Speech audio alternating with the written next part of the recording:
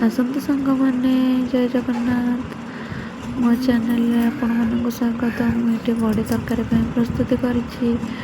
ଆଉ ଆପଣମାନଙ୍କୁ ବଡ଼ି ତରକାରୀ ଭଲ ଲାଗେ କି ନାହିଁ କମେଣ୍ଟରେ କହିବେ। ହେଲେ ମୁଁ ଏଠି ଦେଖନ୍ତୁ ସରଳ ଆଉ ସହଜ ଉପାୟରେ ବଡ଼ି ତରକାରୀ ପାଇଁ ପ୍ରସ୍ତୁତି ଚଲେଇଛି।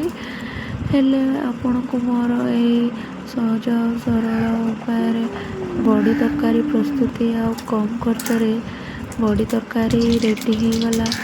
ଆପଣ ତାହା ଦେଖି କମେଣ୍ଟରେ କ'ଣ ଲେଖିବେ ମୁଁ ଜାଣିନି। ଯଦି ଆପଣଙ୍କୁ ଏହି ତରକାରୀଟି ପସନ୍ଦ ହେଲା, ସହଜ ସରଳ ଆଉ କମ୍ ଖର୍ଚ୍ଚରେ ପସନ୍ଦ ହେଇଛି ଏ ତରକାରୀଟି, ଆପଣ ତାହେଲେ ନିଶ୍ଚୟ କମେଣ୍ଟରେ କହିବେ। ଭିଡ଼ିଓକୁ ଗୋଟେ ଲାଇକ୍ କରିବେ ଆଉ ସେୟାର କରିବେ। ଆଉ ଦେଖନ୍ତୁ, ଏହି ତରକାରୀକୁ ଆପଣ ପଖାଳ ସାଥିରେ ବି ଖାଇପାରିବେ। କିଛି ଖରାପ ଲାଗିବନି, ବହୁତ ଭଲ ହିଁ ଲାଗିବ। ଆଉ ଦେଖନ୍ତୁ, ଏଇ ତରକାରୀ ଆଉ କିଛି ସମୟ ପରେ ରେଡ଼ି ହେଇଯିବ।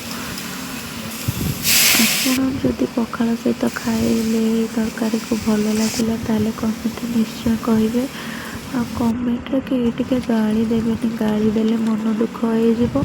ଆଉ ମୋତେ ଆଗକୁ ଭିଡ଼ିଓ କରିବା ପାଇଁ ଭଲ ଲାଗିବନି।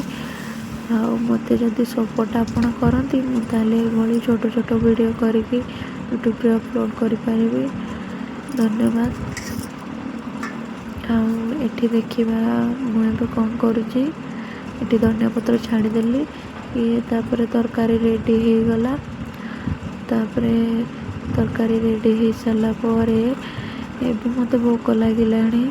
ଠାକୁର ପୂଜା ସରିଲା ପରେ, କାରଣ ମୁଁ କିଛି ବି ଖାଇନି। ତାପରେ ଏଇଟା ହେଲା ପଖାଳ ଭାତ, ବଡ଼ି ତରକାରୀ, ବାଇଗଣ ଭଜା ଆଉ ଏଠି ଲୁଣ ଲଙ୍କା ପାଗ। ଆପଣମାନଙ୍କୁ ଏଇ ଖାଇବା ଭଲ ଲାଗେ କି ନାହିଁ କମେଣ୍ଟରେ ନିହାତି କହିବେ। ଜୟ ଜଗନ୍ନାଥ।